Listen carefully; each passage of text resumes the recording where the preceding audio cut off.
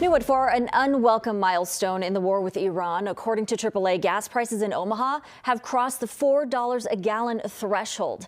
Nationally, gas prices have climbed to $4.53 a gallon. That's up 5 cents overnight. In Omaha, though, we've climbed 6 cents to $4.01.